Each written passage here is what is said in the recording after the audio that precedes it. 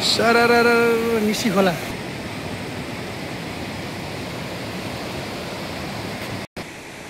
यो सरर लाएर चाहिँ नि यो हाम्रो बाइखोला आम्बोटतिर जाने बाटो पारीको चाहिँ नि चारताले घर हाम्रो प्रेमबहादुर कार्की दाइको यतातिर सरर हरियाली छ टक्क लाएर हैन यो सरर निसी खोलो हाम्रो चाहिँ नि यो यहाँको चाहिँ नि शोभा बढाएको छ सरर बिचमा निसी खोला बगेको छ लह लह धान झुलेका छन् यतापट्टितिर धान लह लह अब झुलिसकेको छ कोही ठाउँ पाक्न पनि लागिसकेको छ रमाइलो छ गाउँघर दसैँ तिहार आए जस्तो अनुभव भएको छ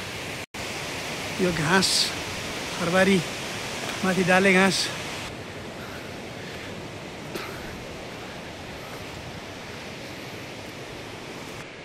यो हाम्रो चाहिँ नि घरको अन्न भण्डार मतलब यसो धान मकै कोदो राख्ने ठाउँ हामी चाहिँ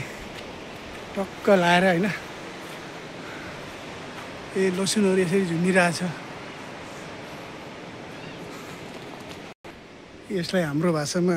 कबिली भन्छ अनि फर्सी यसरी बोटमा फल लगाइरहेको छ कालो खालको यहाँ छ फर्सी टक्क हैन घरकै करेसाबारीमा गाउँ है भाइ साहब गाउँ ये